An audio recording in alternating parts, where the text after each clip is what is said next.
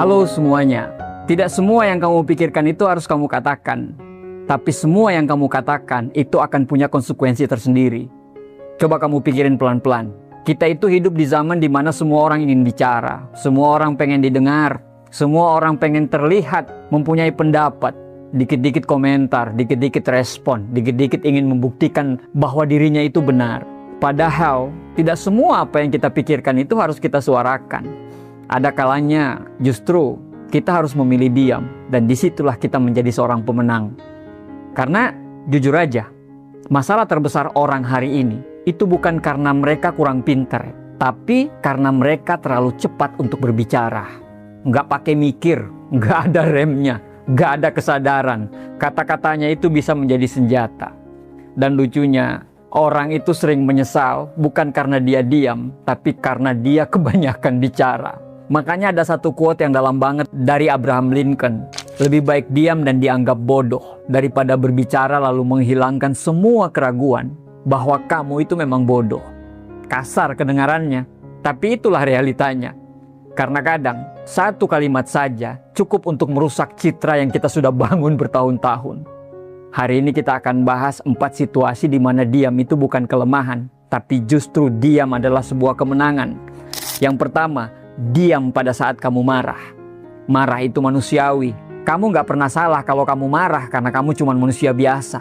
Saya juga pernah marah, semua orang pernah marah. Tapi yang jadi masalah itu bukan marahnya, tapi apa yang keluar dari mulut kita pada saat kita marah. Karena saat kita marah itu, kita bukan lagi dikendalikan oleh logika, tapi kita sudah dikendalikan oleh emosi. Dan emosi itu tidak pernah mikirin akibatnya.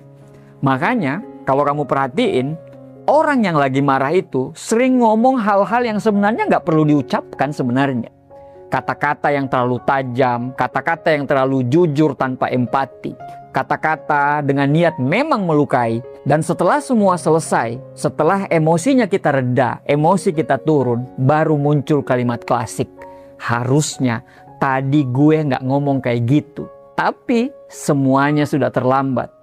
Karena kata-kata itu sudah sampai ke hatinya orang lain. Dan tahu nggak, luka dari kata-kata itu seringkali lebih lama sembuhnya dibandingkan dengan luka fisik.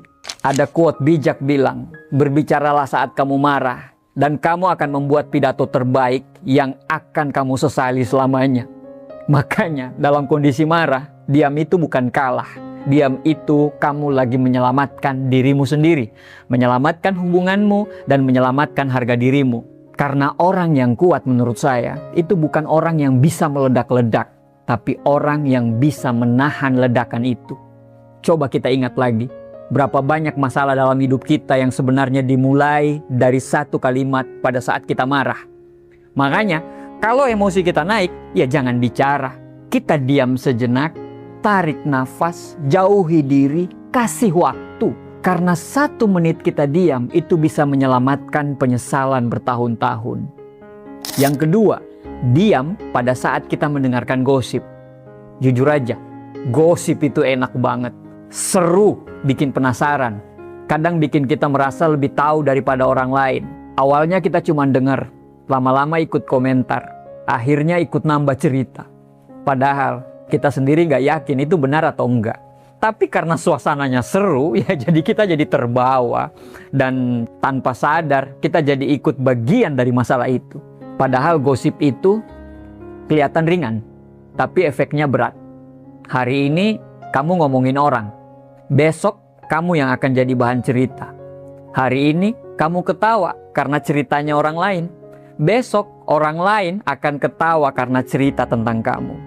Dan yang paling berbahaya dari gosip ini itu bisa merusak kepercayaan. Sekali orang tahu kamu suka ngomongin orang, dia akan berpikir, jangan-jangan gue juga diomongin dari belakang. Dan dari situ, perlahan kepercayaan orang tentang dirimu itu akan hilang. Eleanor Roosevelt pernah bilang, great mind discuss idea, average mind discuss event, small mind discuss people. Pikiran besar membahas ide, pikiran biasa membahas kejadian, dan pikiran kecil membahas orang lain. Kalau kamu ingin hidupmu naik level, kurangi bicara tentang orang. Perbanyak bicara tentang masa depan, bicara masalah ide, dan bicara masalah solusi. Kalau kamu lagi di tongkrongan, tiba-tiba ngobrolnya jadi gosip. Kamu punya dua pilihan, ikut larut atau kamu naik level. Kalau nggak bisa menghentikan itu, setidaknya jangan ikut. Kalau nggak enak, ya pergi. Kalau nggak enak pergi, ya kamu diam aja. Karena diam di situ bukan berarti kamu nggak asik, tapi kamu punya standar tersendiri. Dan orang yang punya standar selalu berbeda. Yang ketiga, diam saat kata-katamu bisa menyakiti. Banyak orang bilang, santai aja, kan cuman bercanda. Masalahnya, tidak semua orang menganggap itu bercanda loh. Ada yang menurut kamu lucu, tapi bagi orang lain itu luka. Ada yang menurut kamu itu pembahasan yang ringan, tapi bagi orang lain itu sangat sensitif. Karena, ya kamu nggak pernah tahu orang lain itu bawa beban apa dalam hidupnya. Orang lain itu lagi memperjuangkan apa dalam hidupnya. Dan memang, seringkali kita menyakiti orang lain itu bukan karena kita jahat, tapi karena kita itu kurang peka dengan dia. Kita tidak sadar bahwa kata-kata kita itu terlalu dalam. Kita tidak sadar bahwa nada bicara kita itu terlalu tinggi. Kita tidak sadar bahwa candaan kita itu terlalu jauh. Kata-kata itu gratis, tapi cara kita menggunakannya bisa membuat kita membayarnya menjadi mahal. Satu kata saja bisa membuat orang menjauh. Satu kalimat saja yang kita ucapkan itu bisa merusak hubungan kita dengan orang lain. Makanya, kalau kamu ragu, kalau kamu merasa bahwa kata-kata itu bisa melukai, lebih baik diam. Karena diam tidak akan pernah menyakiti siapapun. Dan orang yang bijak itu bukan orang yang selalu punya sesuatu yang dia katakan. Tapi dia tahu kapan harus bicara dan kapan harus tidak bicara. Kadang diam itu adalah bentuk dari empati loh. Dan empati itu levelnya itu lebih tinggi dari sekedar berbicara. Yang keempat, diam saat kamu belum yakin dengan janjimu. Ini yang sering diremehin, janji. Banyak orang terlalu mudah berjanji. Iya, nanti gue bantu. Tenang aja, gue pasti datang. Tenang aja, nanti gue beresin.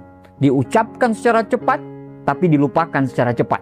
Dan tahu nggak, yang rusak itu bukan janji, tapi kepercayaan. Sekali kita dikenal sebagai orang yang nggak bisa pegang omongan, semua kata-kata setelah itu jadi tidak ada nilainya sama sekali bro. Orang akan mulai ragu pasti. Orang akan mulai menjaga jarak. Orang mulai tidak percaya dan tidak akan mengandalkan kita lagi.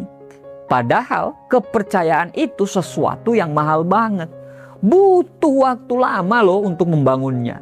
Tapi walaupun butuh lama untuk membangunnya, bisa hancur dalam sekejap hanya karena tidak tepat janji. Lebih baik tidak berkata apa-apa daripada berjanji tapi tidak menepatinya. Kalau kamu belum yakin, ya jangan bicara. Jangan tergoda untuk terlihat baik dengan janji. Karena orang tidak butuh janji. Orang butuh bukti. Lebih baik diam daripada kamu bicara tapi kamu tidak menepatinya. Lebih baik diam daripada kamu bicara tapi bicaramu kosong. Dan orang yang benar-benar kuat tidak banyak berjanji tapi banyak memberi bukti. Sekarang mungkin kamu mulai paham kenapa diam itu penting. Diam itu bukan berarti kita kalah. Diam itu bukan berarti kita lemah. Diam itu adalah sebuah kontrol. Diam itu adalah sebuah kedewasaan. Diam itu adalah sebuah pilihan sadar bahwa tidak semua hal harus kita respon. Dan coba ingat ini baik-baik. Tidak semua pertanyaan itu harus dijawab. Tidak semua omongan itu harus dibalas. Tidak semua situasi butuh suara kita. Kadang kemenangan terbesar kita dalam hidup bukan karena kita berhasil membalas, tapi saat kita memilih untuk tidak ikut bermain. Ada satu quote yang saya ingin Anda ingat dengan quote ini. Silence is sometimes the best answer. Dalai Lama. Kadang diam adalah jawaban terbaik. Jadi mulai sekarang belajarlah untuk diam. Belajarlah untuk tidak merespon. Bukan berarti kita akan kehilangan suara. Tapi karena kita tahu suara kita terlalu berharga untuk dipakai pada hal-hal yang tidak penting.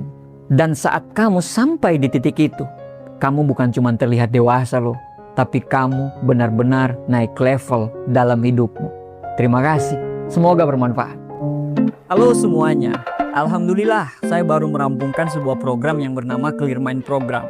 Program ini dirancang khusus untuk merapikan pikiran dan akhirnya lebih fokus untuk membuat jalan tol datangnya uang. Ada 5 video dalam program tersebut. Video pertama kita akan bahas mengenai mengurai benang kusut dalam pikiran dan kenapa pikiran itu harus rapi serta apa hubungannya antara takdir dan pikiran kita.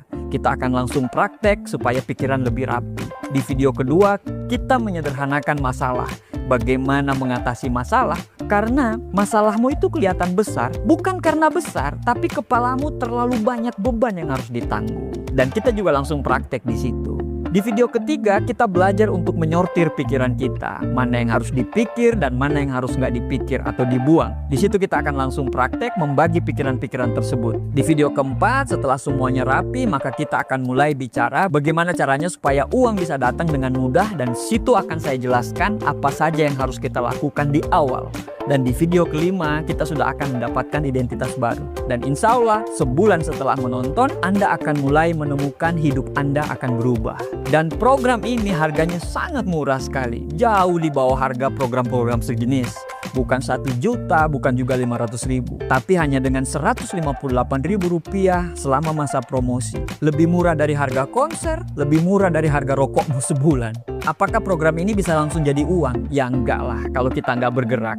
Cuman kalau Anda dalam kondisi seret rezeki, dikejar pinjol, stres mikirin pekerjaan, pasti nggak bisa mikir sama sekali. Sehingga dengan menonton Clear Mind program ini, hatimu itu jauh lebih tenang. Ketika hati tenang, pikiran jauh lebih fokus. Dan ketika fokus, itu kita bisa gampang untuk actionnya. Sama dengan berdoa. Ketika hati kita tenang, pikiran kita fokus dan selaras, maka insya Allah uang itu akan datang. Itu aja. Silakan klik link di bawah atau di deskripsi untuk mendapatkan pelatihannya. Tidak ada hal-hal yang positif di dunia ini didapat dari pikiran-pikiran negatif.